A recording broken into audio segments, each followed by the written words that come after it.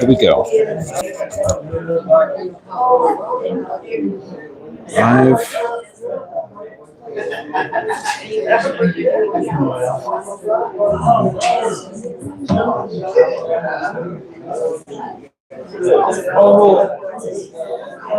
Used to be my head.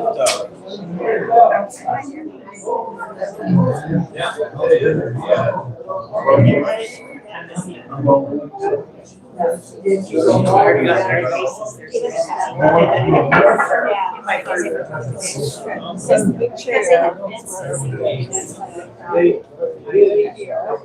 how are you?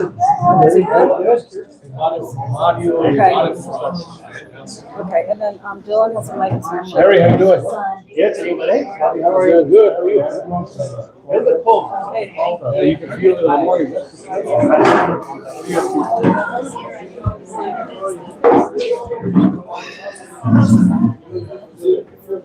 So Luis is gonna sit here. You'll sit there. Good morning. Move it to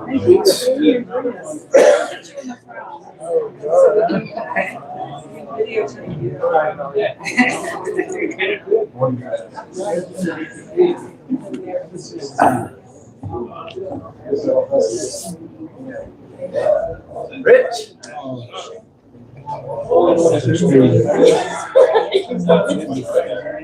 Bernie's just from up. Yeah, there's coffee. Coffee, donuts.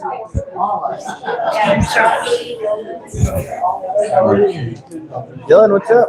Hey, what's up? Yeah, You think you need a new updated portrait?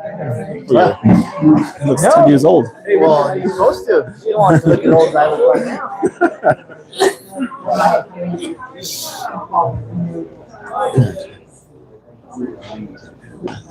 Hi, how are you?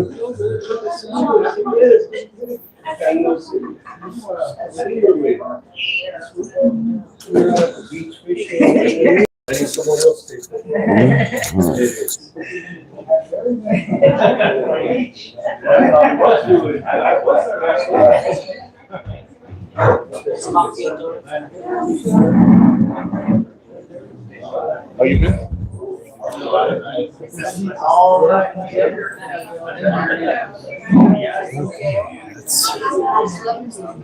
It's a great turnout. Hi, how are you? Hi.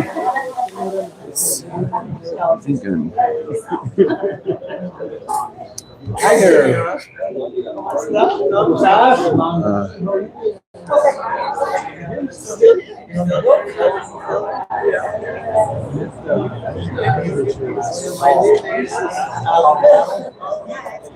Oh yeah, they bought.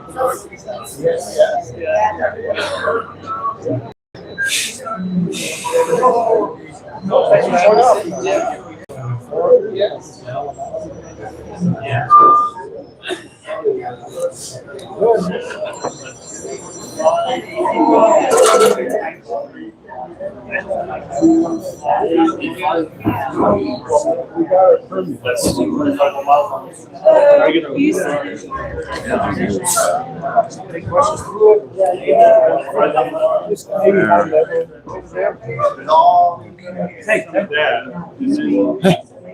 Sorry. What was that?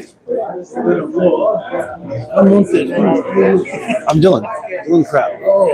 You wrote this article. Well, which article? Yeah, I wrote that one. Hopefully you can get better information. Yeah, hopefully. You didn't mention Chevron once. You mentioned well, it wasn't really about. It wasn't really about Chevron. It was more about. No. It's more about Kit Carson than Chevron. Aren't you an investigative reporter? I would. Yeah, what do you want to know about Chevron? It's a front. This is all about Chevron. What more specifically? What do you want me to? Okay. You said it's a front. Like how? Carson's just a front. A front. They don't have the money to Well, you should bring it up. Ask us. Yeah. You should have done a little more research. This is Chevron all over it, and you didn't say Chevron one. I didn't think I didn't think it was. Where's keep Carson going to get started? Yeah. I think they're getting most of it from the federal government. That's another question. Will you put your Of course.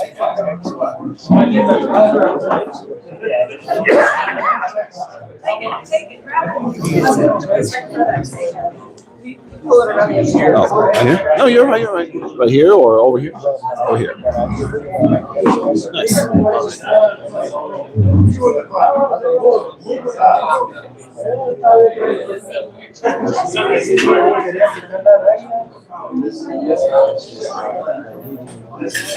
Right there. Okay, sure.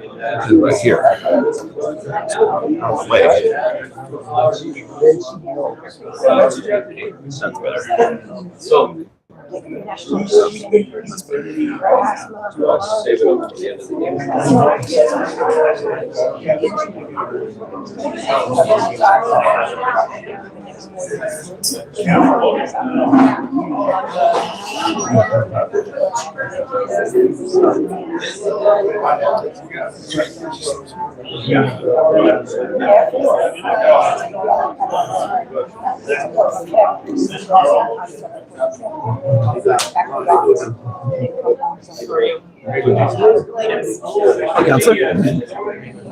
Dylan, how you doing? Yeah.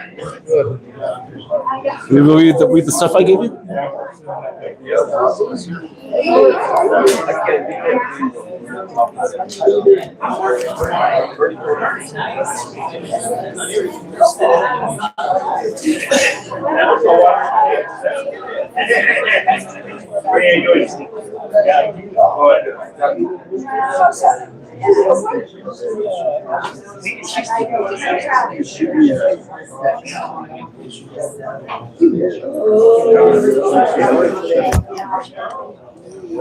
Were you able to go over the stuff I gave you?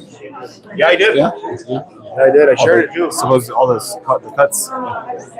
Yeah, it was. I don't think it mentions NWEL, so which is why I'm not sure if this is going to be effective. As far as I can right now, it's on the radar. It's fine. Only because. And that was a big thing Trump was talking about. Like I said, just cutting, saving money. Like, I don't think.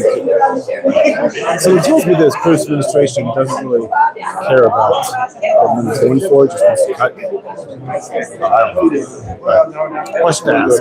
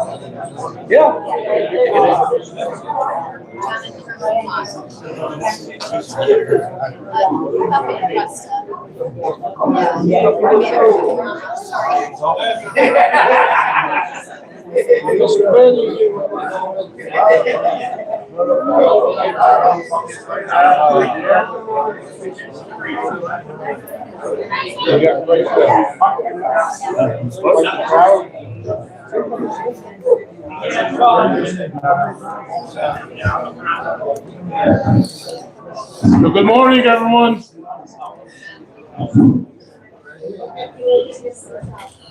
We'll get started here, and thank you all for coming. It's good to see you all here and coming to find out more about this project. That's what we're here for today. And I know there's a lot of information, a lot of misinformation out there right now, and we're here to set the facts straight and tell you what this project's about. We number one is, how many of you remember a $200 million project ever coming into Questa? How many of you think $200 million project coming into anywhere in Taos County? So we just got to think about, number one, it's going to be crucial to our economic recovery from the mine shutting down. I'm going to say, since the mine shut down, we haven't created any jobs in Questa. this cleanup isn't going to last forever. That's where most of our locals are right now. We need to create jobs, and that's what this project does for us. But I see a few business owners in the crowd too. During the build out of this project, it's going to mean a lot of GRT into our community. It's going to be a lot of business. The build out itself is going to bring hundreds of jobs, which I don't know. We want to use the local workforce as much as possible, but we're also don't think we have hundreds of local jobs just for the build out. So that's going to bring a lot of economic development into this community. It's going to mean that the restaurants are constantly busy. Anyone that has Airbnb or rental, those are probably going to be busy. The bars are going to be busy. This little coffee shop is probably going to be jamming for the next few years as this build out goes on. The other thing we're doing is we're turning a brownfield at the Chevron mine into a greenfield. So that property at the Chevron mine, which is the northwest corner of the tailings dam, EPA, Municipal Environment Department, have already told us that property can never be used for anything else. That means that we can't set up a golf course up there. We can't fill the ponds and fill them with fish because of the Superfund site.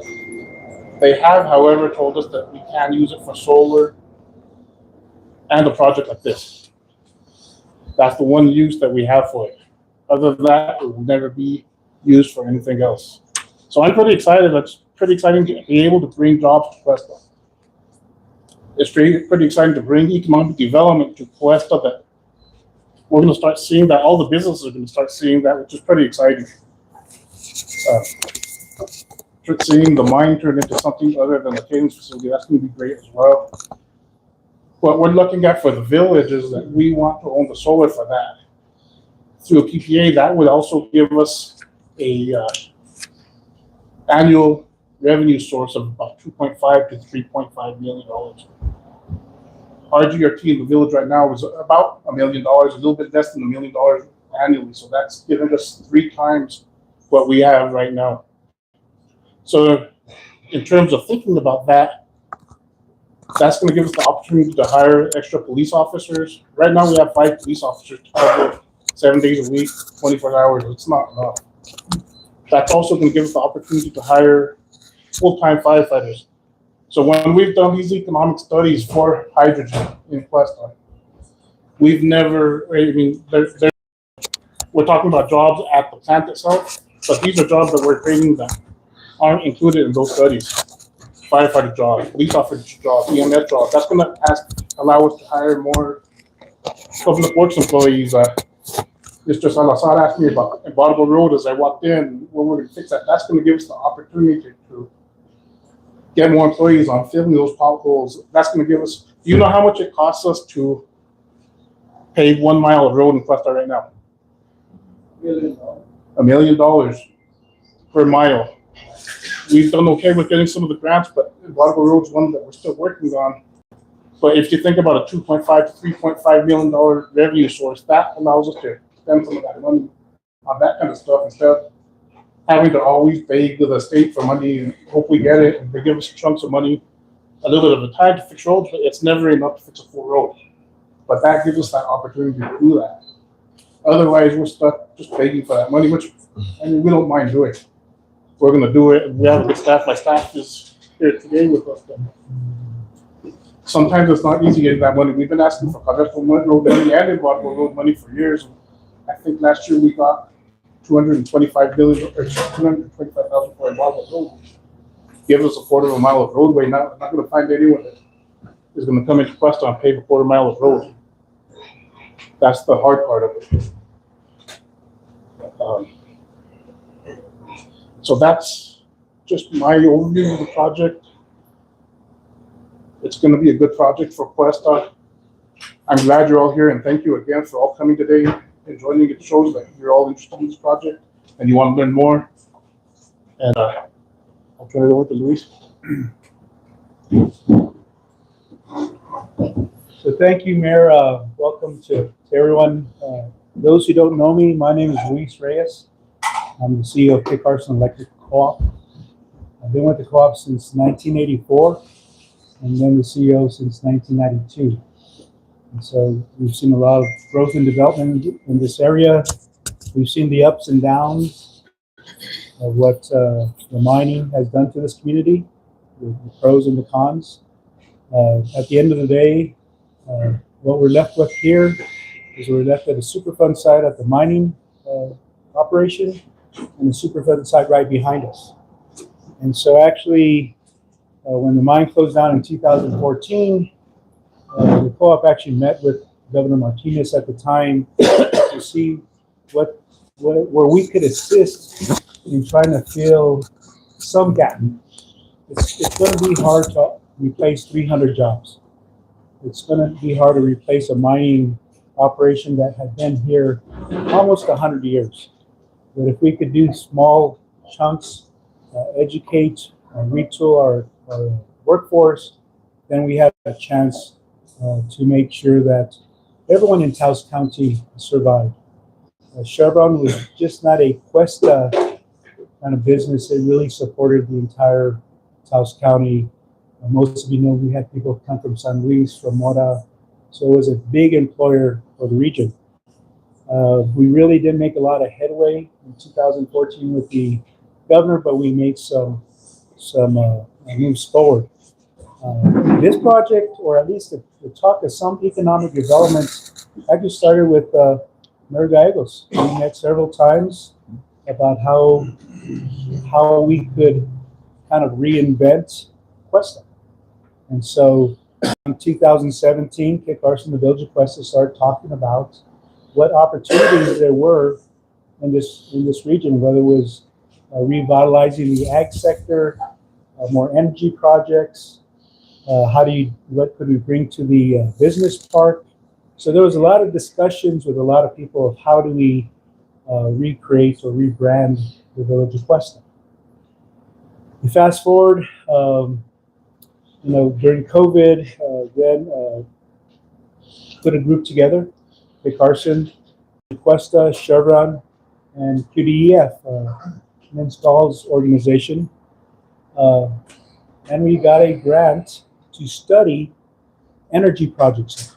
And so at that point, NREL, the National Renewable Energy Lab, so that's the national lab that's compared to Los Alamos is in weapons, NREL is in renewable energy.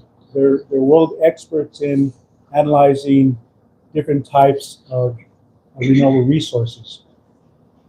So after about a 2-year study, came up with the idea of hydrogen being a source of power. And hydrogen isn't new to the industrial world.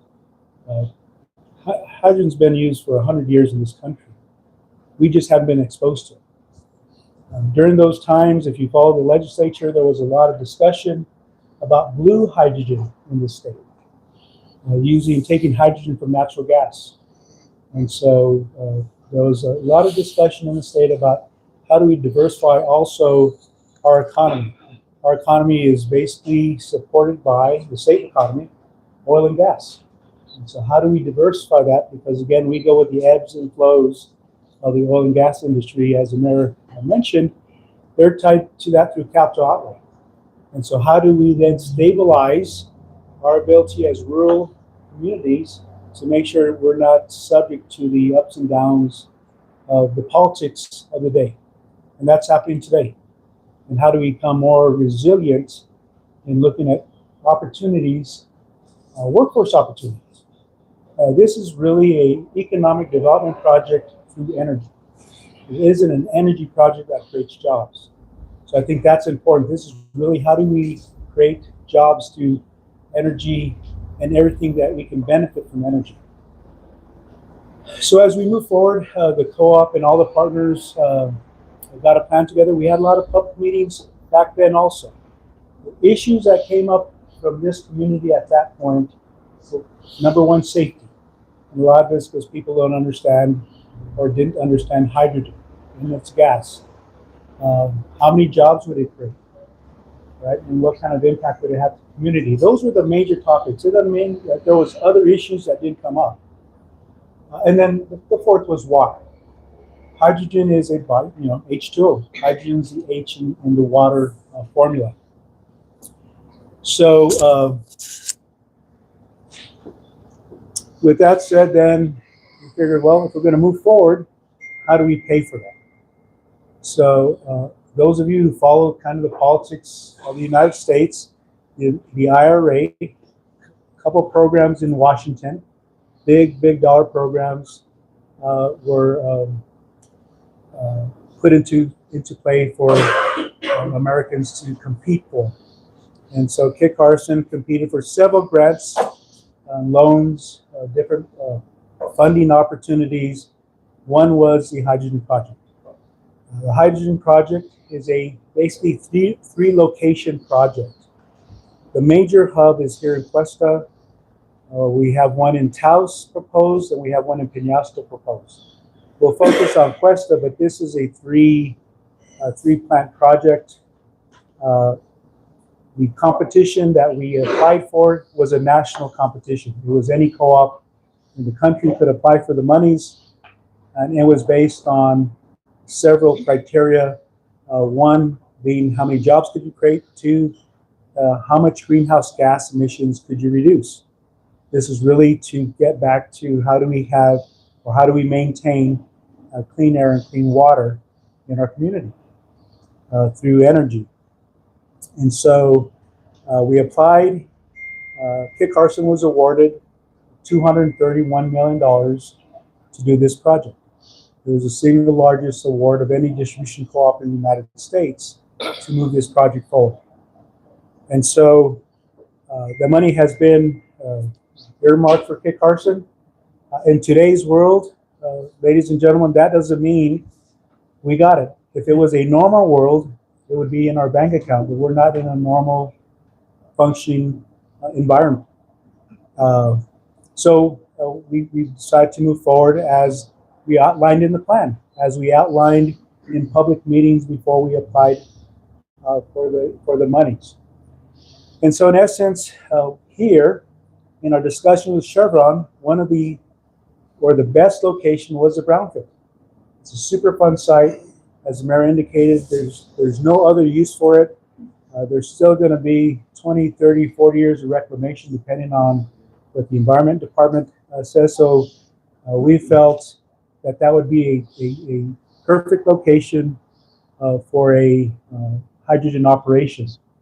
I think from a technical standpoint, that's a location where we have transmission lines, existing transmission lines that go north and south and east and west. So it's a location that I could serve Angel Fire from here as easy as I can serve Amalia or Chowski Valley. So from a strategic location, when you talk about grid reliability, this was a good place to put a plant. The other benefit is the way we serve the village of Questa is from two substations that are not in Questa. So if you live from Wildcats Den south, you get your power from the Arroyo Hondo substation, which is about 12 to 13 miles. If you live from Wildcats Den north, you get it from Sunshine. And so that gives like 15 miles on both sides of things that can happen. So you just have a lot more outages than any other parts of the system. And so part of this is to put a substation at the tailings right in the middle, basically, of town. So Questa would then have its own power supply within the community, which would increase the reliability of just basic electric service, notwithstanding a hydrogen facility. We also, in our discussions, talked a lot about water and how much water this would take. And we understand the value of water. We also know that Chevron owns a lot of water, and Chevron's not going to be here forever. In fact, as many of you know here, Chevron really is packing their bags on the way out. It's just a matter of when they're going to leave, not if they're going to leave. And so with them, they have some resources that we think are valuable both to the community and to the co-op in the forms of land and water. We also have had discussions with them and the village of Questa on using the effluent from the wastewater treatment plants or the wastewater from the mine location, where they take the water out of the mine, they clean it up, and then they put it in the river. So all those are all under negotiations. But I think at the end of the day, the co-op needs to get the water that is best suitable and available for this project. The water use for the amount of hydrogen that we want to generate and create here is right about 50 acre-feet on an annual basis. And so when you look at those type of numbers, it's water, but it's not a lot of water in the whole scheme of water use in the Taos region. So we looked at the land issues, looking at the water issues, and we've looked at the infrastructure, this being probably the prime location to be able to serve many locations outside of Questa, Red River as Angel Fire, Eagle Nest. We've also looked at the resiliency. So resiliency is tied to Kit Carson's biggest threat today is wildfire, is forest fires. The other thing with forest fires and wildfires today in our world today is there is a term called power safety power shutoff, which means that a utility now, if they think that the winds are too high, snows are too heavy, that a problem will cause the lines to fall and start a fire, we now have the right just to shut them off for as long as we think we need to shut them off. So basically, we're mitigating our risk of not being sued and putting that risk on you. Part of the problem with that is, post-COVID, there is a lot of people who are on medical devices that require electricity. I think everyone in here knows somebody that they have oxygen, CPAP, dialysis, some type of medical device that requires electricity for their quality of life. Some have medication that needs to be refrigerated, that if they don't have electricity or their backup doesn't work, you lose that medication. And again, as we've seen through this new administration, the attack on healthcare is really going to be impactful in a negative way to rural communities. So I think we have to safeguard those two issues I've talked about. That's how this power plant now plays in, because we can be able to, at some times, be able to isolate Questa North from the entire system to make sure that this area north always has power. We can't do that today. And so I'm trying to give you kind of the use cases so we can back into the primary reason that people were concerned about this was safety. And so again, as I mentioned, hydrogen is widely used in this country. It's used to make ammonia. Ammonia makes fertilizer. So anyone who's in the ag business, that's really where fertilizer comes from, is basically its foundation is hydrogen. They use hydrogen to break down petrochemical plants to separate the oil and gas to make plastics. So the chevrons, there's a lot of hydrogen in the oil-rich regions of the country. There's hydrogen in liquid form to run backhoes and forklifts. So it's widely used in our industry. We just don't have it here. There's also federal and state standards for hydrogen, just like there is for natural gas and other fuel sources. We want to make comparisons as people think that hydrogen it's a gas. So is propane. Right? So how many of us have a propane tank in the backyard? Right? How do we approach that from a safety standpoint, or do we even think about it from a safety standpoint? Right? Propane is actually heavier than hydrogen. If propane were to leak, it would pool on the ground basically. Right? But we don't think about it in those terms. Oxygen is a gas, right? How many of us know somebody who has an oxygen tank for just to breathe, right? We all do. How many of us know those people have an oxygen tank and smoke a cigarette while they're getting the oxygen? We all know, right? There's not a second thought about that ignition source lighting the oxygen. And oxygen is pretty flammable. How many of us drive EVs? There's 3 of us. I drive an EV, I drive 4. That means the rest of us, 95%, drive a gasoline vehicle. Where's the gas tank on that vehicle? It's right under the back seat. How many of you have kids that you put on top of the gas tank? Welding, right? We don't think about that when it comes to safety, right? We don't say, oh, we better not put them on the back of the back seat because that's going to blow up. Same thing with hydrogen. First, it is light. So it's abundant. So since it's so light, those of us who went to our physics class all the time, it's number 1 on the periodic table. It dissipates into the air quickly. So people talk, what if there's a leak? If there's a leak, it's going to dissipate. It's light, it's just going to evaporate into the air. The tanks that we're designing for this facility, we should have a formal safety study complete probably by the end of this month. But the initial design for the tank is going to be an inch thick wall pressurized at 5,000 psi. So we've gone through the different iterations that we think that could happen here. Being in the utility business, during hunting season, people kind of sight in on our power pole. For some reason, when they go out to hunt, they want to see if the insulator, if it's kind of my rifle, I do it with something moving because that's what we're hunting an animal.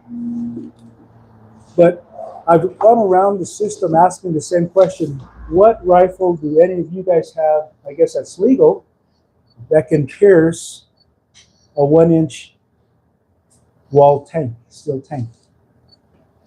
No one. So you can't start a spark there. Other questions. This is a high lightning area.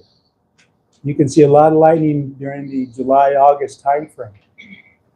The whole system, under it is, we have a copper grid. We built, in the electric substation world, because we have linemen in the substation.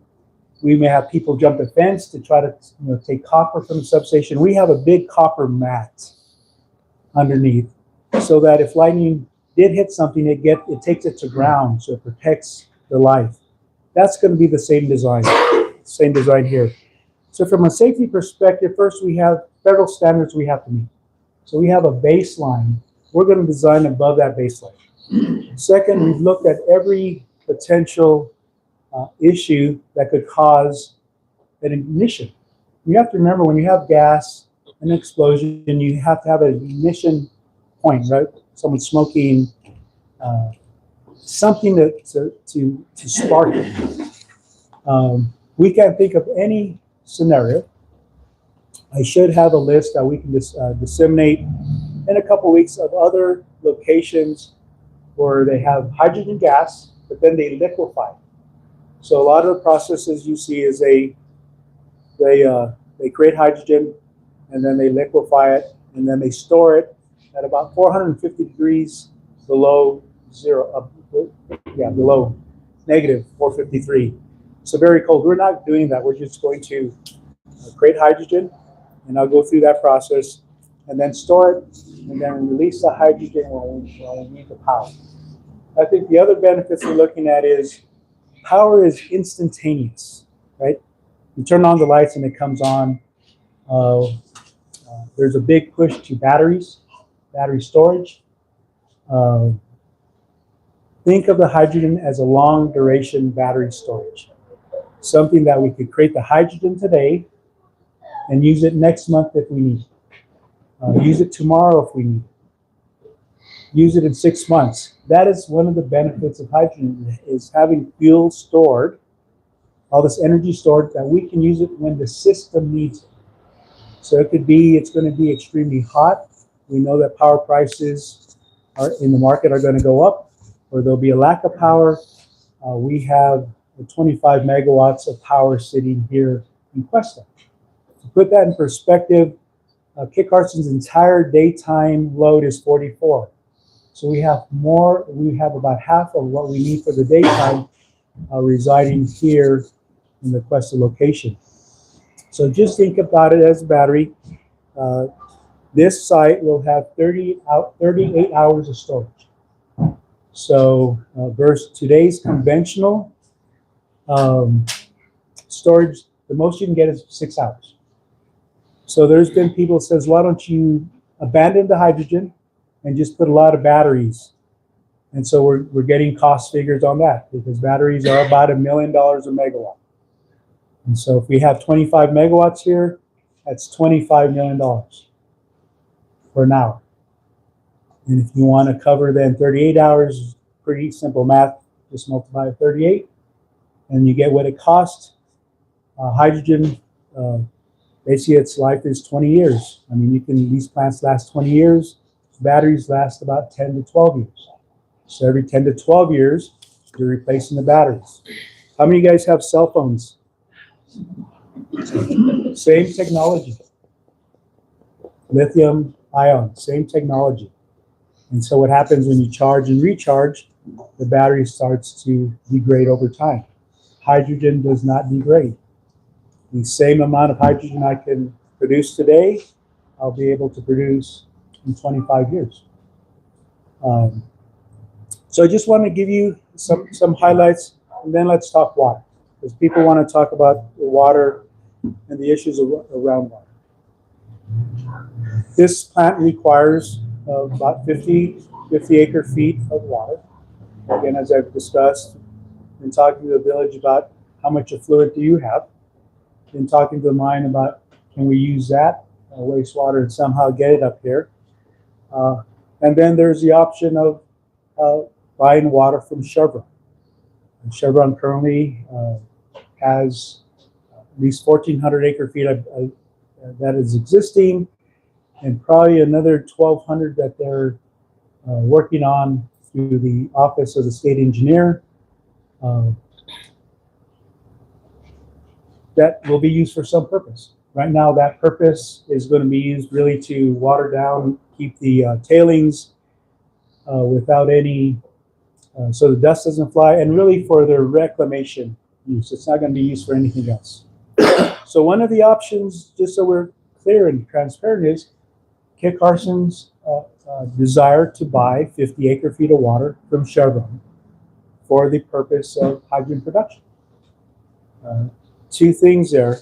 First, hydrogen, to produce hydrogen, you basically need clean water. There's people that will say it needs to be ultra pure. It just needs to be clean. The systems we're looking at will then clean up the water to using the machine. We're looking at taking water from wells that are on the mine, that are on the Superfund side. Now we're negotiating all this, so we haven't come to any conclusions. But I want, we don't want rumors. We're actively trying to pursue purchasing some water rights for the co-op. The co-op has a right as a business to buy water just like anyone else. I think the other benefit of the co-op owning the water is then the members own the water. As a member organization, we're basically telling you that's the only use from it. We don't know if we're going to be able to get the wastewater from the treatment facility. A lot of things have changed with the change from the Biden administration and how Chevron viewed the world, and now the Trump administration and how Chevron views the world. And so we're trying to be able to stabilize that through administrations. So right now we are pursuing, can we purchase water from Chevron? They have that pull. We're not looking at buying it from some other resource except from what Chevron has. Again, we're talking about the other options, but we're not there yet. We have retained New Mexico State University to help us on the water purity issue tied to the use of the machines, and we've also retained John D'Antonio, who used to be the past state water engineer, to help us navigate all the different water issues. We want to be very sensitive to the water issues up here. The co-op doesn't want to do anything that impacts anyone else's ability to use the water for what they want to use it. As we talked earlier, one of the primary reasons that we got in was economic development. I believe that the more water that collectively, whether it's co-op, whether it's a village, whether it's a SECA organizations, can get the Chevron water to have more control, then it leaves the valley. Because we've already seen, I believe it's a top of the world transaction that happened a few years ago where Santa Fe County bought water from top of the world and took it out of the county. I think we have to do anything it takes to keep that water here. I think water through the co-op is to your elected officials, Bernie and Bobby, you have a better control of that resource. But I don't want to make it very complex. That's the amount of water we need, and we are purchasing water from existing water owners, primary Chevron. So we covered those issues. Again, I want to leave enough because we have the same kind of meeting in Taos in a while, but I want to give you a high level of what we're doing. Then I want, at this point, for you to ask questions so we can talk about the partnership with the Village of Questa. Oh yeah, that's a big one. Right? So when we started this process, part of the requirements from the federal government is that the resource, the hydrogen, had to be clean, right? So it means however we produced the hydrogen had to be from a clean resource. So in the definition in the state of New Mexico, that's solar, wind, hydropower, geothermal, biomass. Those are the basic resources that you have to use to power the electrolyzer, a machine that will split the water, and then we'll store it. And so this community, and when I say community, the co-op community, Kit Carson community, has opted for solar being its renewable resource of choice. Kit Carson has about 50 megawatts of solar today that powers, like on a day like today, all the electricity comes from solar resources around the system. In this area, we have the Chevron, which was the second one we built. Amadia was the first one we built. We have one in El Rito. We're expanding the one in Amadia from 1.25 megawatts to 10 megawatts. And then we have a bunch through the system. So the creation of the hydrogen had to be from a solar resource. The other rule that the IRS and the federal government put on us is that resource had to be a new resource not older than 3 years. So all the other existing resources we have, we can't use for this project. We have to buy a new resource. So that gives us basically a couple options. Either build it locally or go out in the market and find a plant that we can buy that energy from and be able to deliver it here on power lines. And so as we've gone through the different iterations of how this project can create a win-win for all the members of Kit Carson, we came up with the Village of Questa being the owner of the solar facility.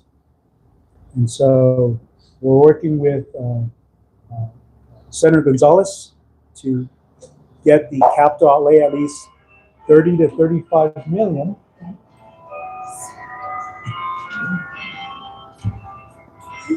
in capital outlay to help pay with the goal of trying to raise $50 million. And so the monies would be allocated to build a 50 megawatt solar facility that would sit on the tailings on the co-op's property. That would be the power supply for the electrolyzer. So it would sit on the tailings facility. And as we mentioned, that's one of the accepted uses of the tailings. We already have a 1 megawatt that we've had since 2011. There would be a contract that is called a purchase power agreement between the Village of Questa and Kit Carson to buy all the power that is produced at that location for Kit Carson's use. And the primary use would be for the hydrogen facility. We would then pay them on a monthly bill, just like I send you a bill every month. They would send me a bill, and then we would pay them based on our calculations of market cost of power on an annual basis. The Village of Questa would get about $2.5 to $3 million dollars after their expenses that go to the general fund of the Village of Questa that they use in whatever the mayor and governing council wants. The Village of Questa is also eligible for what is called direct or elective pay. So it's the equivalent of anyone here put a solar array on their house and got a 30% tax credit. So that's how a lot of the solar was put on rooftops. You got tax credits to put it on.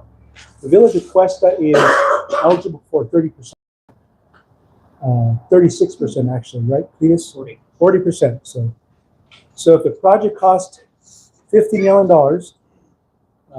and they have a couple conditions. The main condition is when the array is built, they have to pay prevailing wages, Davis-Bacon wages. So if an electrician on Davis-Bacon is making $35 or $40, that's what they have to pay. There's no negotiations. They have to pay whatever prevailing wages are. What are the other conditions, please? So there's an energy community, and Questa is in that map, so it qualifies for the energy community. So that's 30 is the prevailing wage and apprenticeship, and then the 10 is for the energy community, which you guys have. So that's the 40, and there's 10% domestic content that you guys can get, but given the current market today, if you ask me if I'm 80% comfortable that you're going to get it today, I would say, well, no, but that would get you to 50% investment tax credit. So based on that, and Cletus is our CFO for the co-op and is working with our tax consultants. So if the project costs $50 million and you got 50%, then the IRS pays for $25 million. If you get $30 million from the state, then a $50 million project costs the Village of Questa zero. Now you have to file paperwork and you have to make sure that you comply. But we've done a lot of research, and as I mentioned, we have a lot of consultants, third party. It's not myself and my team on the back of the napkin figuring this out. We have very qualified people. So that means at the end of the day, they would have no debt service. So they get a facility that for 20 years would generate, let's say for the sake of discussion, $3 million a year for 20 years. That would give the Village of Questa a foot up, a leg up on anything they want to do. The rules of the state are going to change on capital outlay. They're not going to start just giving money if you don't have a project that's ready anymore, like they did in the old days. So with that plan, and that right now is moving forward. We've talked to the governor's office about supporting it. We've talked to both the Senate and House to make sure we get that supported. And I think the ask we need of the community is basically if we want very cheap power from that facility, we need you also to support that. Because in the end, our goal is to stabilize rates. I can never come in here and say we're going to lower rates because there's too many ancillary issues out there. Tariffs on steel. All these other things are driving the cost of electricity up. I mean, who needs an electrician? Equipment costs probably have gone up on the low voltage side, right? And so we're not immune from that. We're not immune from that. So that's a very important partnership because it really then ties both the village and Questa basically and Kit Carson at the hip. The other kind of third leg of this is the schools. The apprenticeship that we talked about. Our goal is, and we've already talked to the superintendent, Mr. Maldonado, about creating trades to be able to supply for this project. Even if they're apprenticeship programs or mentorship programs, not every one of our kids, guys, are going to college. Some are better in the trades. Some are going to make good electricians, plumbers, pipe fitters. This is a great opportunity to get them through these funds. This is funded through the co-op to get apprenticeships started at Questa High School. And again, that's going to be up to the school district to really help facilitate but that's one of our plans. I think, I'm just gonna add real quick something too, and I didn't mention it earlier, but when we talk about a sale of electricity happening between the Village of Questa and Kit Carson Electric in Questa, guess what that does? On top of the PPA that we just referenced, it creates GRTs. So you really think about what kind of GRT that's going to create off of $2 to $3 million a year in revenue in sales. That's a big chunk of money that we also haven't talked about yet going into our general fund. So again, as we get out, there's a lot of benefits. I'm going to say there's a lot of pros. I'm sure people will bring up the cons for us, and we'll address those. But there's a lot of benefits for these type of projects: employment, apprenticeships, a reoccurring revenue for the Village of Questa, and those benefits, resiliency, backup power. There's a lot of positives this project can bring. And so then finally, just let me give you how this process works. So we take the water. So just imagine a pipe, and we pipe this water into what's called an electrolyzer. Electrolyzers have been around for years. It creates the hydrogen gas. It separates the hydrogen and oxygen. The co-op will then take the hydrogen and release the oxygen into the air. Right now, there is no value for the oxygen that Kit Carson sees. Doesn't mean in the future there won't be a value, but today there is not a value. We then take that gas and compress it. So we'll go through some compressors. Then after it's compressed, we put it in storage tanks that are designed for 7,500 PSI, but will be stored at 5,000 PSI.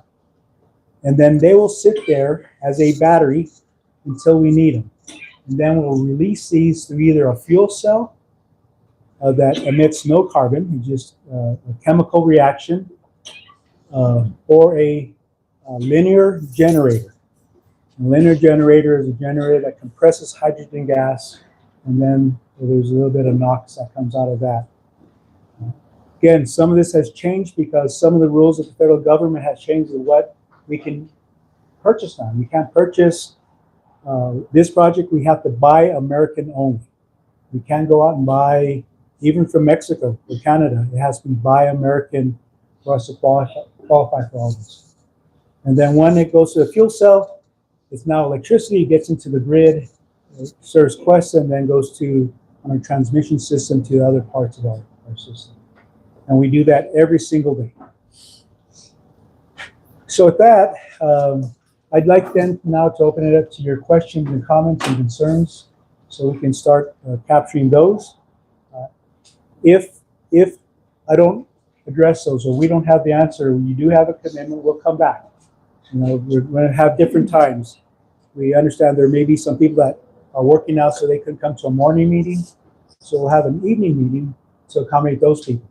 So this isn't a kind of a one and done deal, but this is trying to accommodate the community's desire to get their questions and concerns addressed. So with that, why don't we first, is there anyone want to start off? Yes, sir. Yeah, I was just wondering,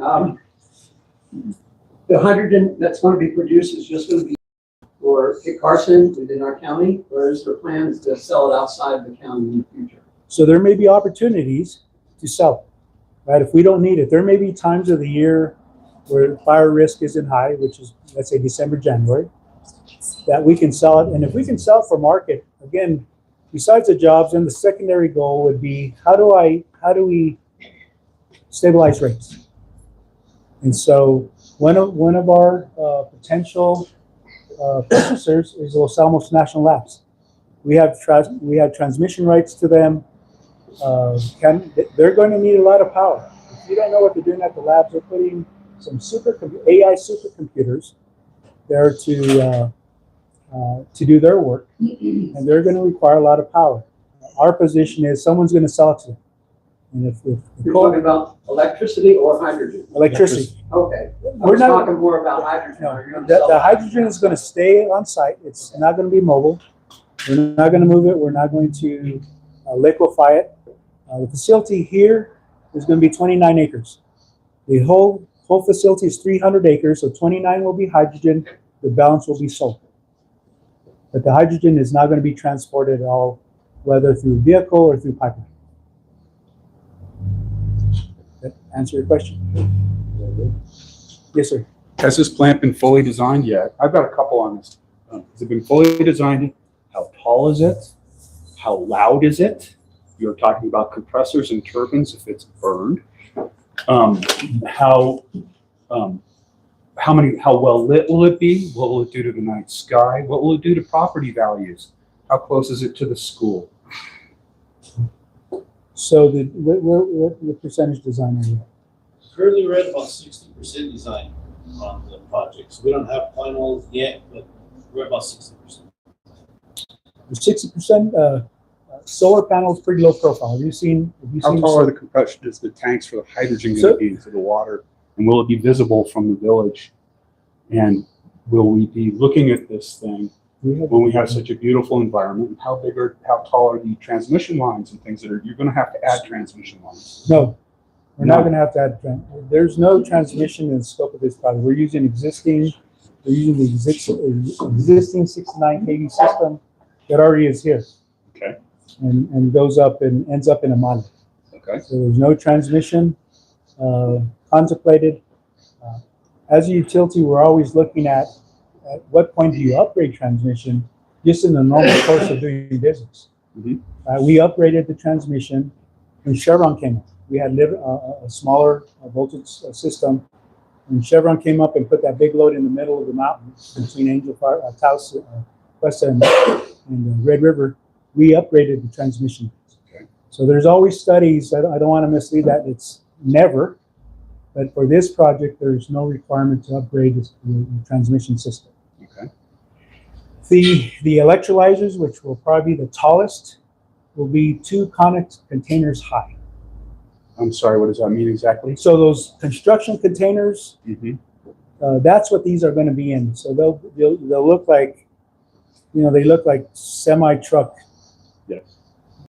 I call them Conex, but those containers contain our equipment. The highest will be the electrolyzers. Those will be 2 containers high, and I don't know, Bernie, how tall. They're 8 to 9 feet per container. So 18 feet. 18 feet. So let's say 20 feet if you have to put a foundation. There will be, those are 5 megawatts. There will be 12 of those.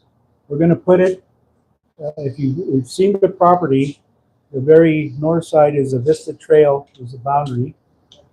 And then it actually goes down, it actually slopes down. The substation and proposed electrolyzers would be on the down slope where you couldn't see them. The reason is to put the substation as close to the transmission line. And then for safety, we have to have the hydrogen so far away from the transmission line.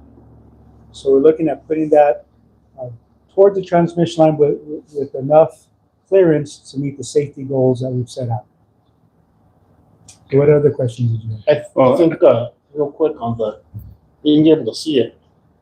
As I was looking at the property coming into Questa, because I drive out to work and come back every day, it's not going to be very visible at all. Just because when Luis was kind of describing it was in Saturday, I was looking at Pinolete Estates on my side by side and kind of looking down from there because that overlooks Questa. Yes. You actually can't really see that property line. It just kind of goes into a lull, and I'm sure there'll be some visibility, but it's not going to be very much visibility.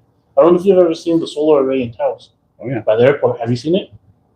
The one in where is that one located? By the landfill in Taos, there's a 15 megawatt solar array. Uh-huh. Has anyone seen it? The only way you've ever seen it is if you've driven up there, just because of the way it sits in the low. And I imagine that this is more similar to that as well. The only way you've seen it is you've driven up there. And how loud is this going to be with the compressors and the turbines and everything You have the else? decimal units yet? We don't yet, but it does comply with kind of state statutes or rules on decibel levels. We're working those numbers in 65. 65. The other thing with that is they're going to be contained inside the tonnage boxes or shipping containers that Luis just described. So that's going to Norfolk is south. Norfolk is south. There's a working hydrogen plant in Woodbine, Georgia that Yeah. Plug Energy runs. And it's about the size of this proposed plant. And that plant is generating 65 decibels. At that location, so as you get further away, and the decibel level goes down. As far as dark skies, I was on the original dark skies county in the village of Questa. So these facilities aren't lit at night. The only time they're lit is if you have people on them for a service call. But in general, substations and these type of plants are not lit at night, but there will be lighting if we have people on site for whatever reason. I think I would, just my observation of what I would think on property values, the property values have already probably been impacted by the Superfund designation that exists with the tailings. So I don't know if this can drive it any further. Well, I'm also kind of seeing that we are growing anyway. And we have this wonderful coffee shop and all the new businesses here. So the community is growing. So I'm not so sure. And from what I understand, the property values seem to be going up, at least anecdotally. So I'm just curious as to what another industrial project will do, how much dust will be created, the amount of traffic, and various things for the production phase. And then how many long-term jobs will there be on site after this is built? Because there was a statement said that 37% in the paper, that 37% of the jobs during construction were going to be taken out of Questa. That's an awful lot of jobs. And you say there's 1,800 jobs or 1,000 jobs to be created. And I'm just curious because that's not a long-term, just like the mine. They say there's going to be a lot of work created for a 20-year period. And we've watched what the labor forces has shrank up there also. So I'm just asking some questions. Yeah, and I'll let it go at that. Thank you. Yes, I have sir. a question. I'm the chairman of Bristol Lake Irrigation. Yes, sir.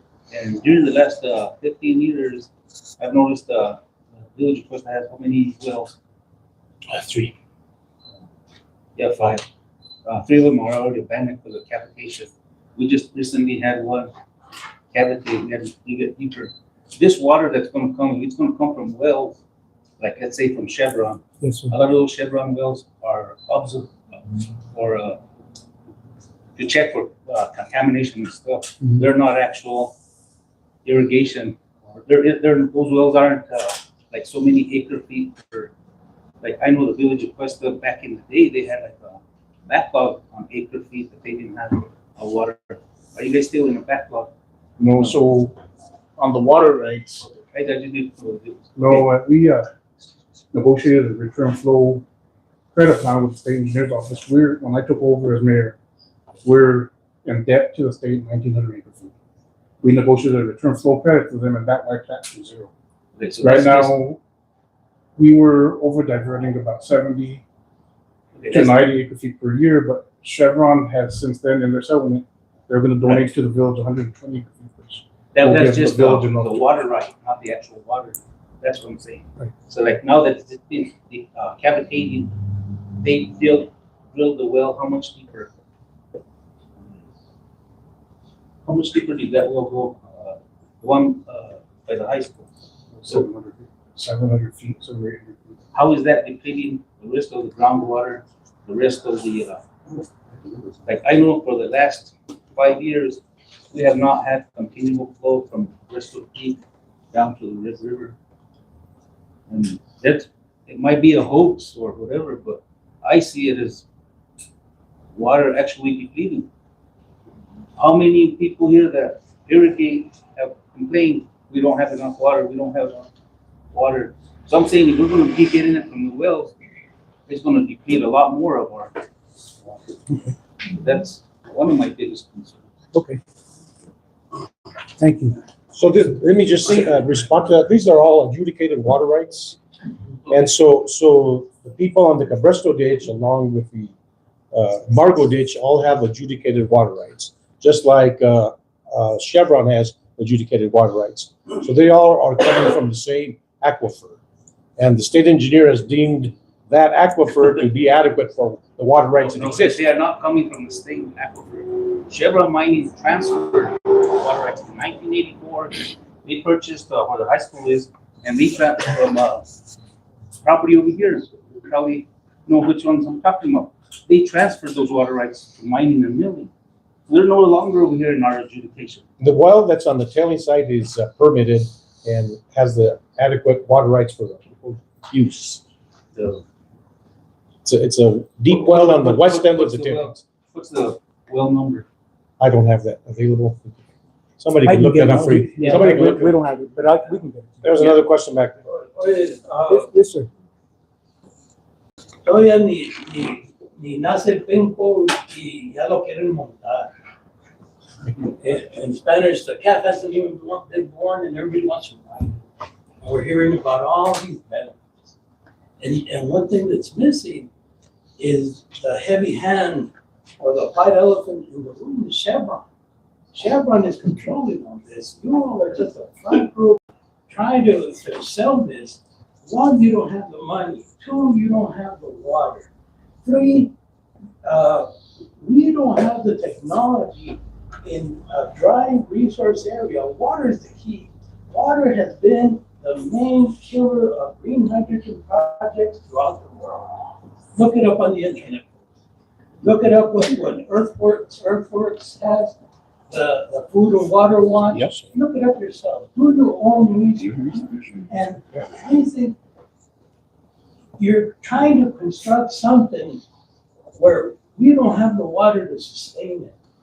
Electrolysis is the superheating of water and turning it into gas. That's 2,000 degrees and stuff like that to turn it into gas. The storage, we don't have the technology. People try to put it in gas lines, and it is lighter than natural gas, and that leads to nitrous oxide leaks. Look it up. Nitrous oxide, 6 times more killer than natural gas. Hydrogen, 10 times more explosive than natural gas. So we're here, it's a white elephant, and you're saying we're gonna pump all this money, and it's never gonna happen. And see, it's a white elephant on one side, and it's a red herring on the other side. The red herring is Chevron is doing all this nonsense because they want to get out of the Superfund business. You said it yourself. They want to pack up, and you want to actually clean up the Red River, the mines, and we call it the tailings pond. They used to call it Turquoise Lake. Remember what happened to that one? Well, the fish would jump out because it's all kinds of poisonous crap. So it's no longer Turquoise Lake, that's the tailings pond. But the bottom line is, we don't have the water, and this is just a red herring for Chevron to get out of cleaning up the latest post. The only reason Chevron is here is to clean up that area, and experts say it's gonna take 65 to 75 more years to clean up all the mining mess. So you know what? It's a white elephant and a red herring, and you know, this 1 hour meetings on Friday, just don't make it. You know? And your technology stuff, you're not explaining it. You're giving us all the benefits, but none of the costs. And see, that's always a big problem in business. You take all the profits, but nobody deals with the waste. Thank you. I have one last, Got a question? I have a number. Just to kind of go off what he said there, I think you do kind of have more questions that need to be answered in regards to the water. Because you yourselves have mentioned that we're hoping we can get this with Chevron, we're hoping we can do that.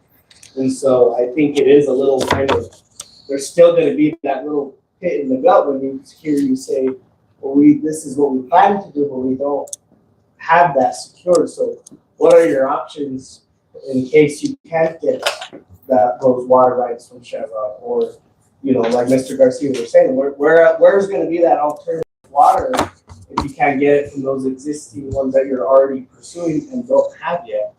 And just one other question, on a side note, you had also mentioned about the current politics of the day.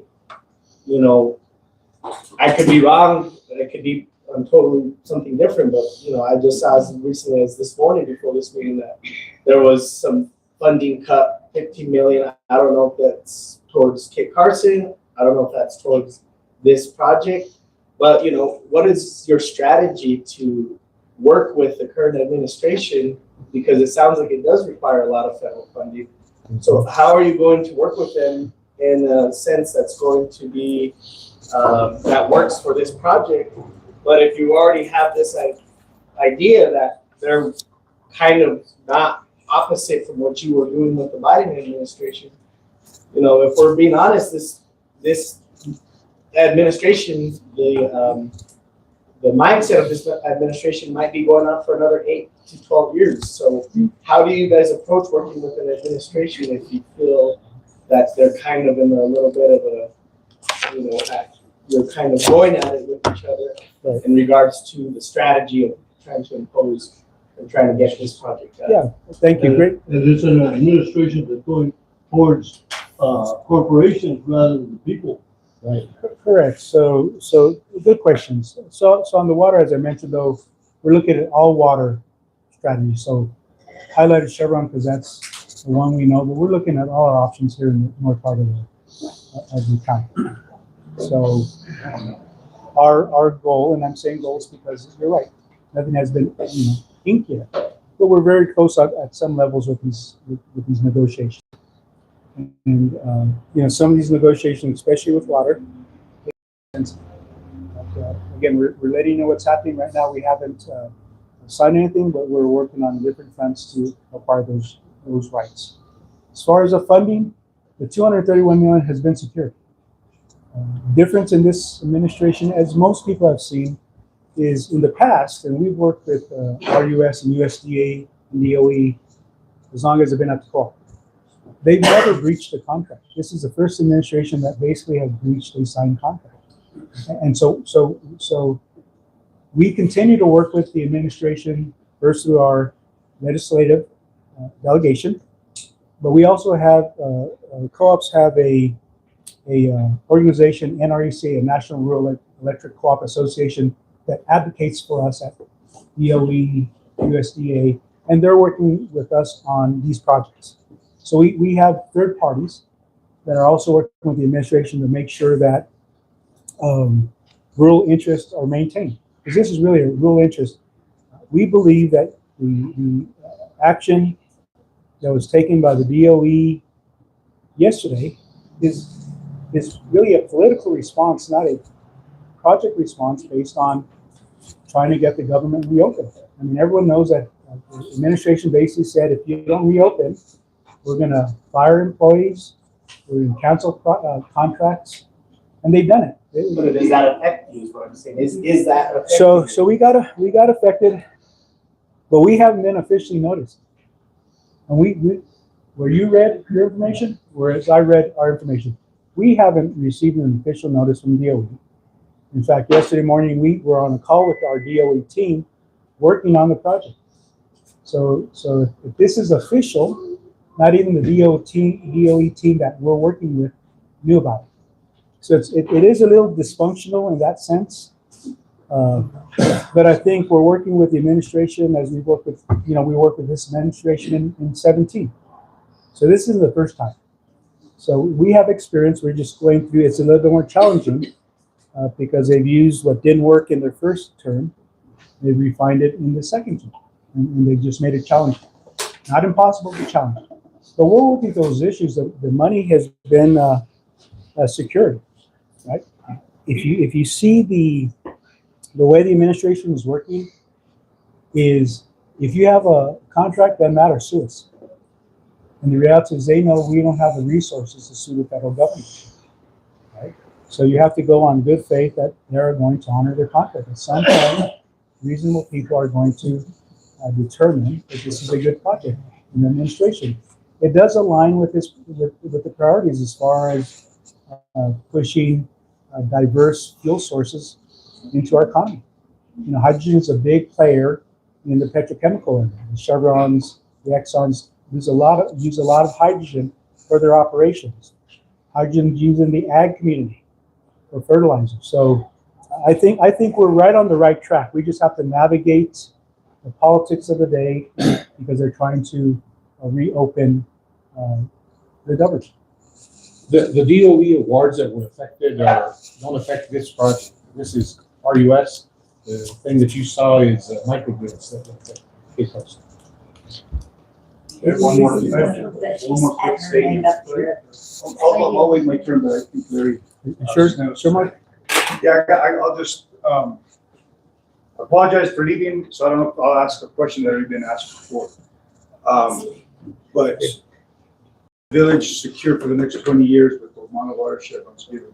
Before Chevron even considers giving 50 acre feet to this project, they should make sure that the village is made whole for the next 20 years, since we're tightly strapped with the ability of having any economic growth as far as hotels, additional housing, and or businesses that contain or use extra water.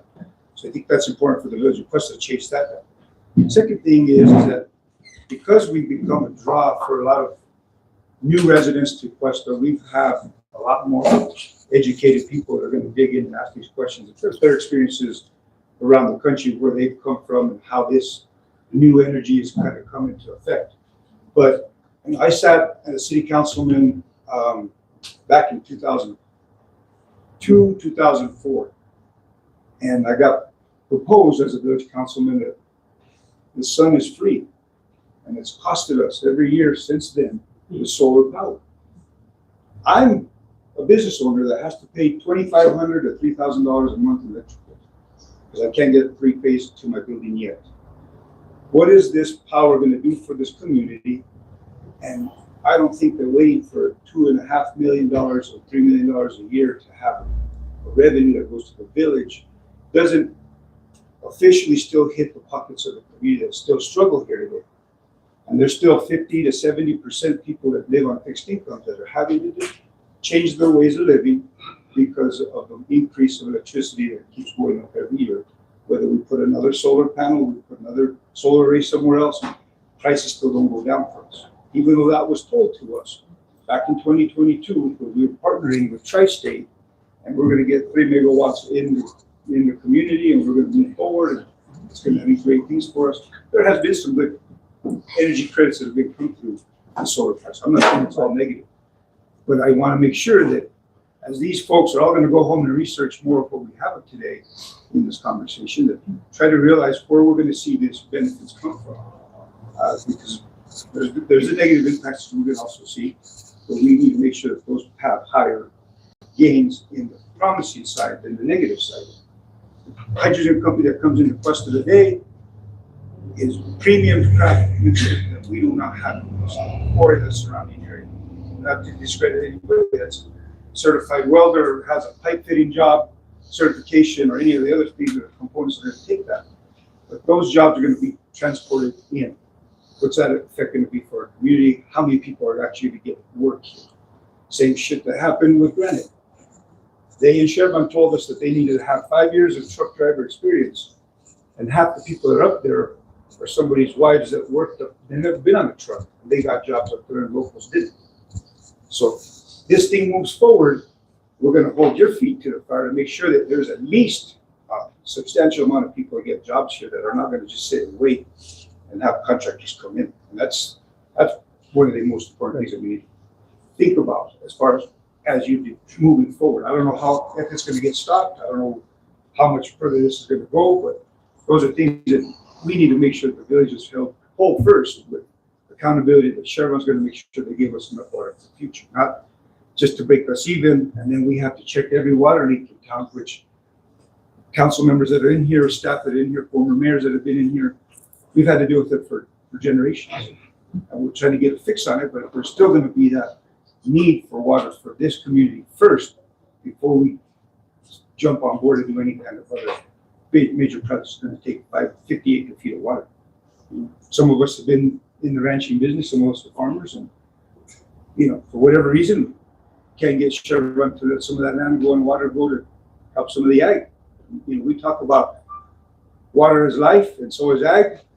those are the two main things that need to be taken care of first before we start tapping into some of the kind of technology. So I just want to make sure that as everybody's gonna go home and do homework, and this thing has been reported and everybody has a chance, take what you get today, dig into it, so we have another meeting. I'd ask that you could have this meeting, hopefully in an evening setting. Yeah. Because some people do have to work. I have that fight with the county at the same time. You have meetings in the middle of the morning when people have to work. None of the Raza gets to be heard because it's always during the day and in the mornings when people have jobs. So, thank you. So just to address about 100 water rights on book prior to our return flow credit plan with the state engineer's office. So currently, and just back up a little bit more, right now our return flow credit is providing anywhere from 70 to 90 acre feet back to the village. So right now, about 170 to 190 acre feet per year with return flow credit. We're using about 180 to 200 acre feet of water per year in the village. When Chevron's donation officially gets turned over, we'll be right around 300 acre feet per year. So we'll have a surplus of about 100 acre feet per year. That's more than we've ever had. So as I've met with the state engineer over the last few years, as long as Questa has had a water system, which was started in the 1970s, we've never had enough water rights. We've never had enough water rights. So we've always over-diverted and we've always had to pay back to the state. The state engineers made it clear to me that they could actually charge us double the water rights in return, but they're not doing that. But right now, we're in the best position that we've ever been in for water rights. We have enough water rights to cover what we use now, and we have about 100 surplus water rights for the future. And I think that's important. I think that's important. The other thing that I'm going to talk about real quick, we just got $3.8 million from our US to upgrade our wastewater treatment facility. We're already close to capacity. So when we talk about water and return flow credit, we're trying to get more people on the sewer system.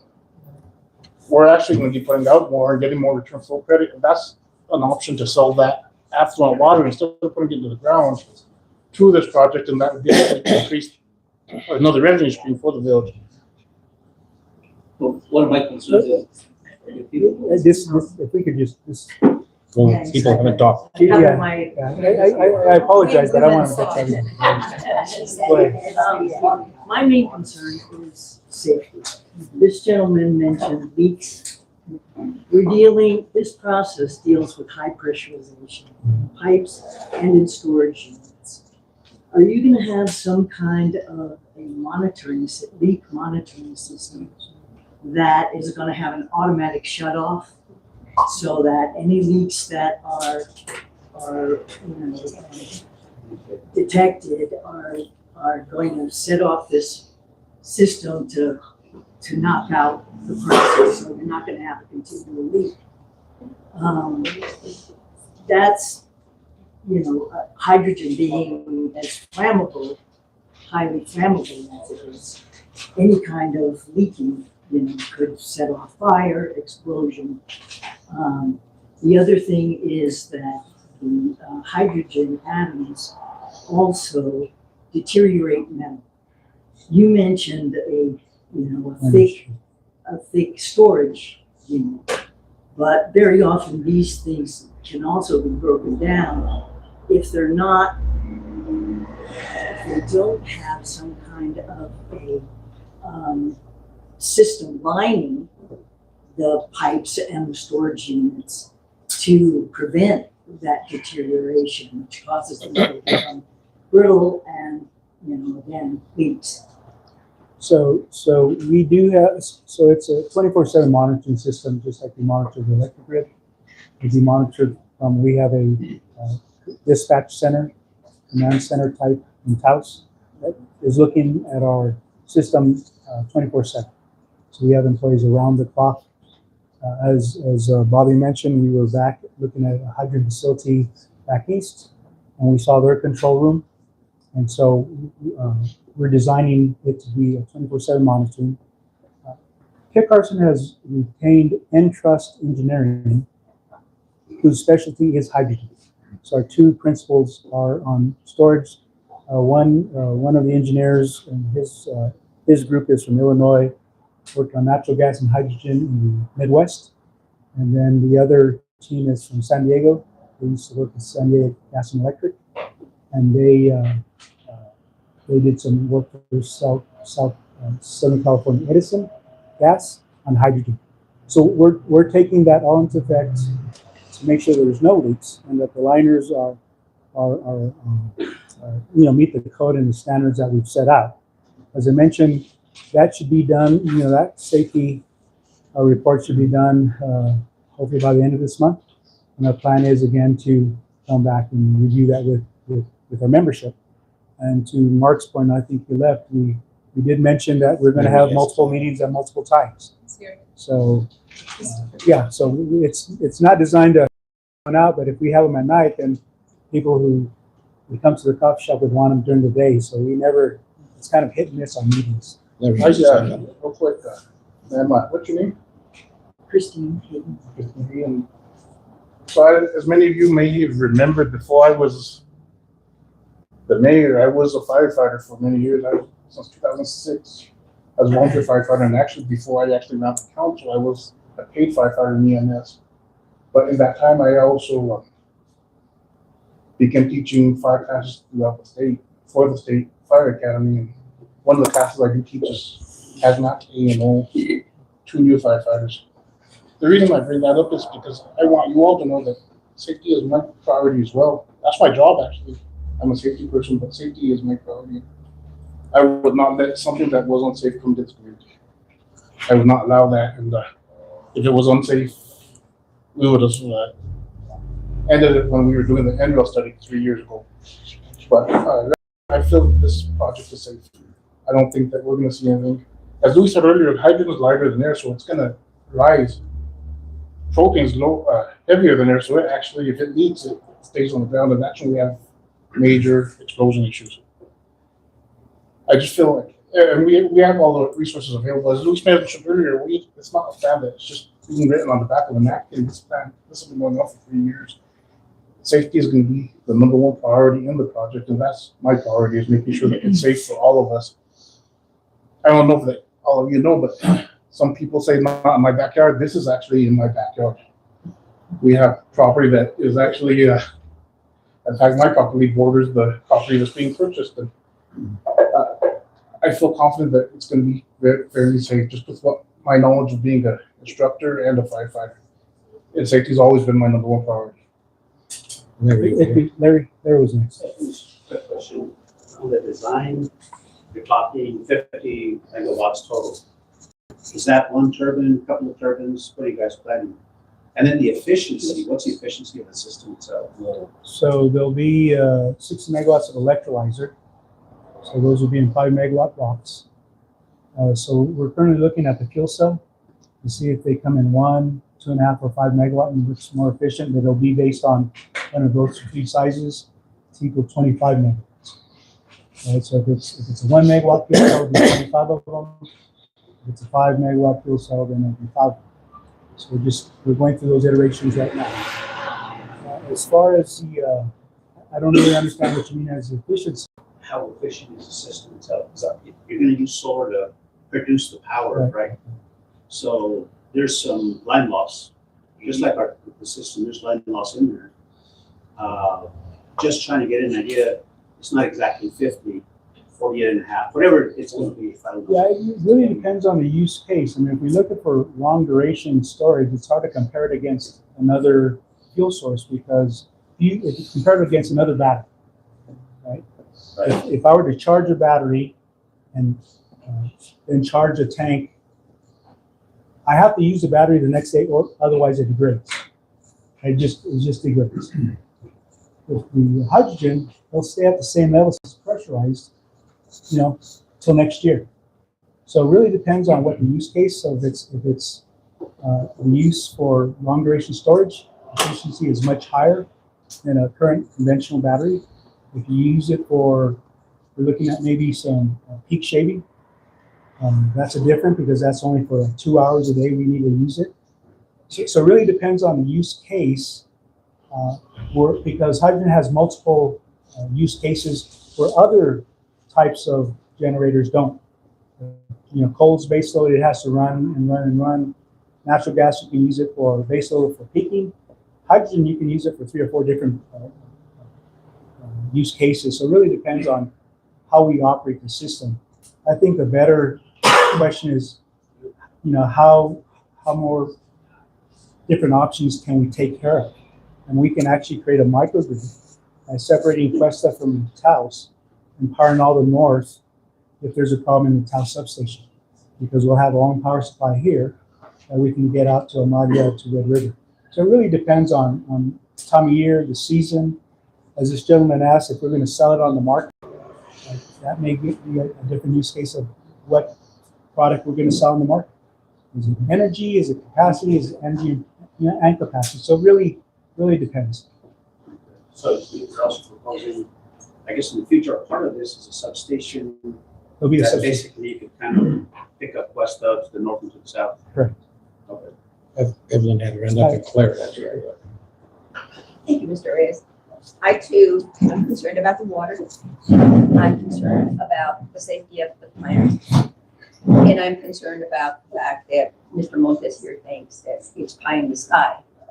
That was the same thing that happened when we brought the internet. Everybody thought, Kit Carson's electric, we do not need the internet. And now how many of you can do without the internet? All things are a plan. I mean, they just don't happen overnight. The hydrogen plant, I've attended quite a few meetings. The safety's been addressed. There's committees looking at that. There's the safety that everybody here is concerned about. So yes, maybe we don't have total funding. Maybe we don't have, as Mr. Montes asked, but everything has to start at the beginning. If you don't have a vision, you don't have anything. The GRT that we're bringing into the community, right now we can't attract a doctor because we don't have the school system to bring their families in. The GRT would bring us more policemen, would bring us more people, and as Mr. Gallego said, Granite has not done much for us. Well, I would say to you that he's probably one of the businesses that has benefited the most because he runs a bar. You go to Monte Carlo in the evening, and who's there? Granite. So, yes, all these issues that we're bringing are important, but I'm very confident that the team we have in charge of Kit Carson is doing everything they can to enhance Taos County, not just Questa, but Taos County.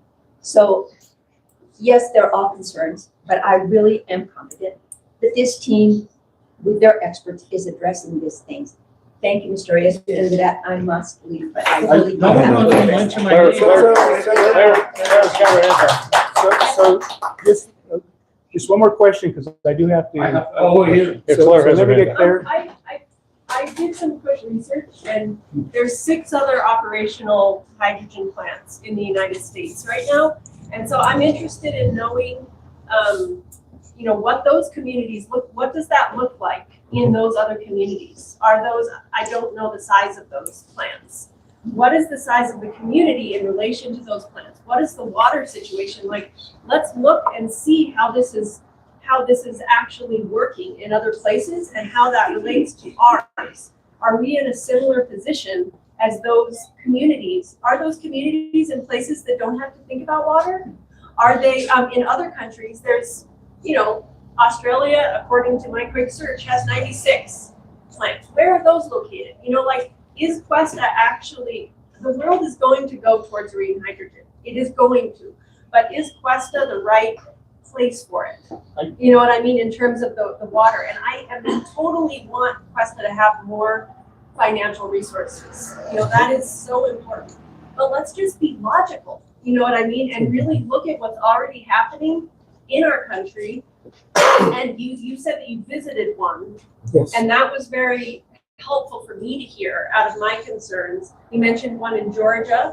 So like it would be really helpful for me to know, so far I haven't been able to find the specific information just quickly of what those communities are. So that would be a helpful research source for all of us to know, these are the communities. Why can't we talk to the community members in those communities? Do you love having this?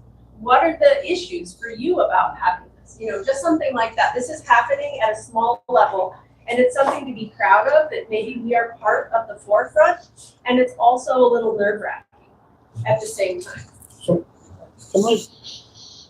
Okay, we're talking a lot about water rights, and people are concerned about water rights. We're all concerned about water rights. This project has to be approved by the discharge has to be approved by the state engineer. They're going to do a hydrology study. If they see that we don't have the water rights, they're never going to assign it. So there's not just it's not a paper, pen on the back of a paper. We've already been engaged with the state engineer. We've talked to them about it. We've talked about the process. State engineer isn't going to put water rights into a project that they don't see water here. They, Municipal Mine did a hydrology study in 2017, and that shows that there's a good aquifer here. But again, I'm concerned about the water. That's why there's the option of maybe selling our affluent water from the wastewater treatment plant. That's probably a really good option. We're not worried about water in the aquifer, but again, the state engineer is not going to allow us to put water out of the aquifer that's not there. They wouldn't have approved the villages in the return flow credit. They would pretty much tell us, that's stop building right now. They haven't told us that yet. So, and there's going to be that goes into it as well. It's not just doing whatever we think we want to do. There's state regulation that we have to abide by at the engineer's office as well. One more, because we do have to, and is there? So my concern is the water also. This is a 3-year project. So the more I listen, I hear that there's 3 years been working on this, we're 60% complete, but we haven't figured out where the water's coming from. I'm hearing from the chairman that there's a well in the property that's capable of doing it. I'm hearing all this other stuff, but we're 60% complete on the project, and we don't even know what the main source of this project is, the water. Where's it coming from? That's my main concern, is the water. Okay. Where's it coming from? But it sounds like you guys kind of know where the water's going to come from. A well on the property. It sounds like. We're talking about selling water. How do we get it from wastewater treatment plant up there? What's the cost? Same thing from the mine. So I kind of hear a 3-year project. We've been working on it. But the main ingredient, the water, we don't understand where it's coming from. That's my concern. Okay. I'd like to make a comment before we close. I'm the chairman of the board of Kit Carson Electric. I reside here in Questa, born and raised here. So I support this project. We've been on it for a long time. This meeting is perfect because everybody's had the opportunity to ask the questions. We welcome all those questions. I'm looking at one and saying, Juan, why are you asking this hard questions? Why are you being critical? Hey, no, that's what I'm saying. You have that right, and we want people to be able to ask those questions, right? It's about transparency and about getting a project that everybody can embrace and feel good about. I wouldn't propose or support a project that I didn't think was viable. And this is not a company coming from I want to do a project in Questa. This is a company that's been here, a member-owned company that's been here since the 40s.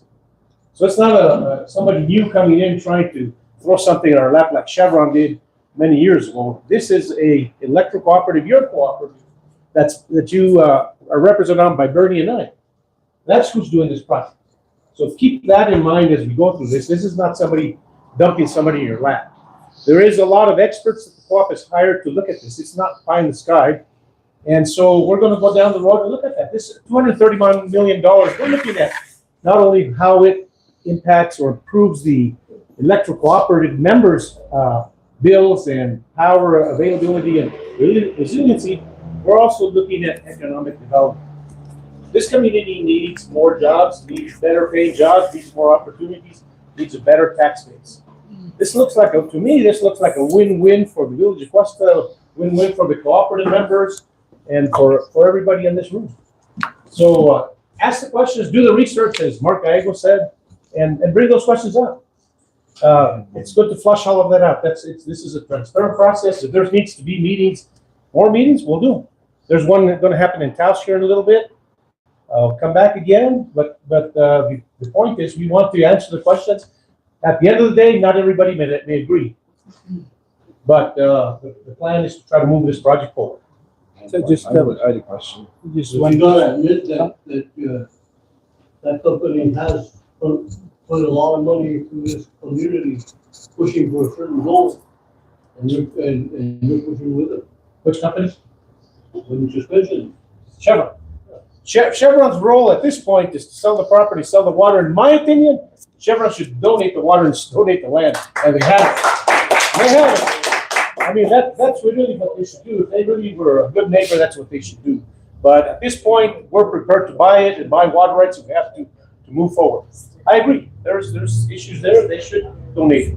So what comment? I just want to say one thing. My name is Valerie Mayhill. I work for the Village of Questa.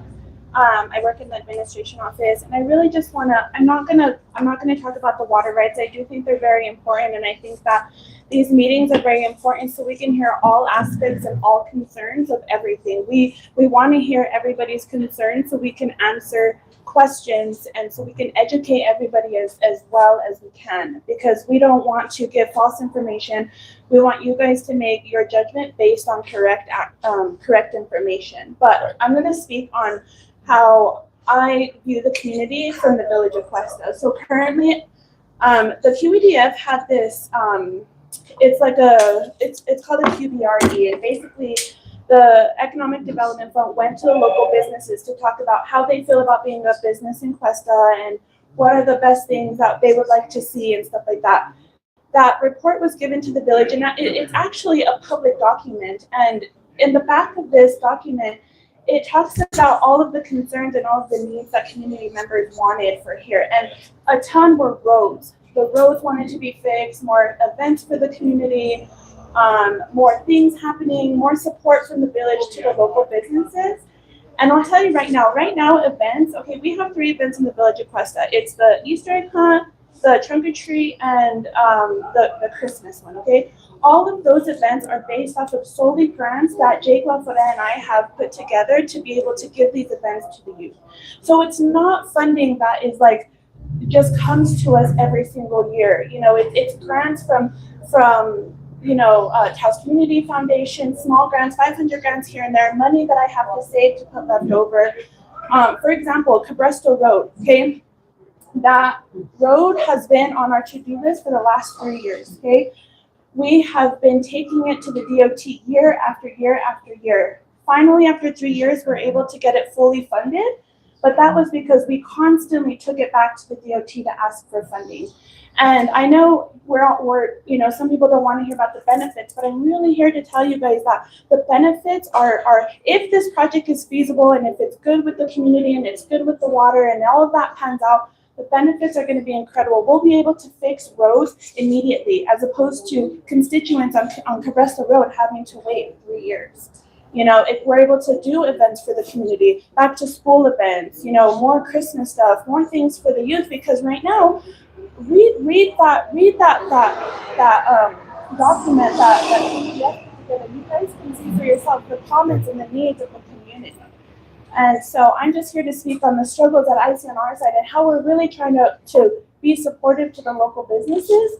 It's just really difficult with limited funding. Questa is a very rural, limited amount of money area, and so we really are trying our best to give to the youth, to support the businesses, to do what we can, to give what we can. I get calls all the time. My car, it's not working, there's a big pothole, so then we have to cover costs of that. But with the funds, we would be able to just fix roads in its entirety. We wouldn't have to wait 3 or 4 years to get these funded. We'd be able to give events, and I know I keep repeating myself, but these are important things that will help the influx of communities, local businesses, and the schools grow. And so I just wanted to say it from a village perspective. Thank you, Valerie. So I think this will be the last. So I have to, Oh my God. Bernie, you had some comments? Are you ready? Yeah, we're ready. We're ready. First of all, I want to thank each and every one of you for attending this meeting. It's very important. I have to say that at the beginning, I was very concerned about some of the concerns that the people have here today.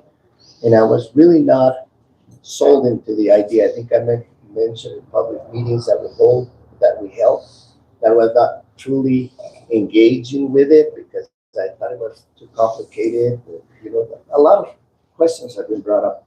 But one of the things that is important is that we continue to have this dialogue. Not everybody's going to agree, but at the end of the day, we have to come with a plan. Serving on the board, I think the lady mentioned it beautifully. When we first got into, or the co-op got into the internet project, Oh, no, I trabajar, no way.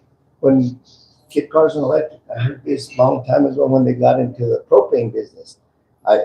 These are things that were before I got elected to the position. And a lot of people said, oh, that propane ain't gonna work. Kit Carson's gonna go broke and we're gonna have to pay for it. So credit to the previous board members, credit to our CEO, that he has a vision. Right today, this co-op is represented and is one of the leading co-ops in the nation of renewable energy. And you know that, you should be proud of that. One of them, one of the most recognized co-ops in the nation as renewable energy. And it's all because of the vision that our CEO, the previous boards had. I'm just kind of eating the frosting off the cake right now, watching what they did. But anyway, when it comes to water rights, that was one of the concerns that I had. I'm convinced that Molly Mine, while Molly Mine was in full operation, they bought water from different places. I heard this comment a few times. It says, oh, no van a quitar el agua, we won't be able to irrigate. And then I heard the positive side.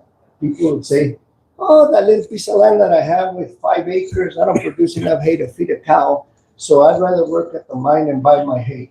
So there's a lot of pros and cons. Now, when it comes to water, it doesn't matter what we do. Probably it's easier to figure out the Holy Trinity than it is to figure out water rights in New Mexico.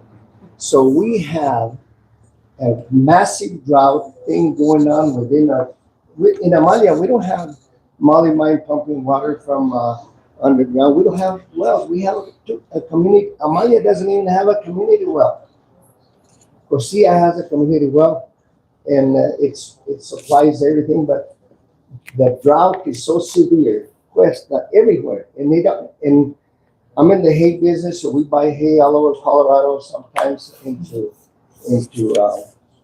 different states to bring into these areas. And in Colorado, there's a massive shortage of water as well. So the water is always going to be, and I totally agree, we have to preserve what we have. And I think this project is going to use water and put it back into the ground, put it back into usage. Now, if it was, I think you mentioned Santa Fe bought water at Buffalo Farms, Montes, you're probably very familiar with that. Santa Fe bought that water, and it started out with Paragon Resources back in the day, which is PNM. They bought that water because they thought they were going to be able to use it. So they couldn't transfer it. Thank God they couldn't transfer it. But then again, we have a massive shortage. It's Mother Nature. We just don't have the rain. How many of you remember, like in the early 90s, all the floods we used to have here in the spring, the runoff, everything washing over? We haven't had that anymore. And my first year as a county commissioner in 1990, 1992, we had massive floods that year. And I think one of the farmers said one time, he says, if we want the water, if we want all that rain and all that water and all that snowfall to come back, elect Bernie as county commissioner, but that's not true. I'm not running for office or anything, but I just want to thank you, and I hope you continue bringing questions, and we'll try to answer them the best way we can. And thanks again. Thank you, Bernie. So Lisa's going to have to leave, but this fellow had his hand up, and I think he's the last one. We'll do that. I'm going to stick around. If anybody wants to ask me questions, I'll be here. Lisa's got to leave, and I think John. Yeah. So I'm curious about something that has been mentioned. That you said water rights were secured, but I'm like, what if in 30, 40, 50 years there's less water for those water rights? Because I think that the whole Southwest has been dealing with drying up water reserves for the last 100 years. Right. Like I know California has been dealing with the drying Central Valley reservoirs, and they're looking into desalination, which is converting seawater to fresh water. But we won't have that here, so we have to protect the reservoirs. So we look at 20 and 25-year planning horizons. So we look at it to the life of the asset. So that's how when we do feasibilities, it's based on the life of the asset. So that's our planning horizon. The other thing we track is other water issues or water legislation happening in the state. there's a big discussion on produced water. There's people for it and there's people against it. So again, there's water in the state. It's not usable. And so with technology in 40 years, that produced water may be usable. So again, we have a shorter planning horizon. I have the same type of meeting in Taos. It's not that I don't like this area, but I have to get there. And we will be back to address, to continue this discussion. Thank you So if very you have much. questions, submit them. You can call me or Bertie, call Luis, we can schedule another meeting. Let's continue the dialogue. Thank you, everybody. Will be available.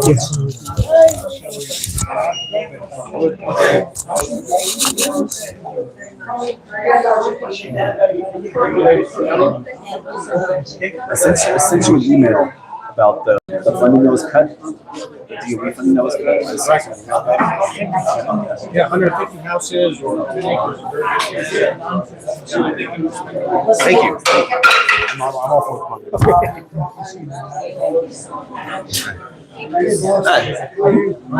Yeah, I'm here.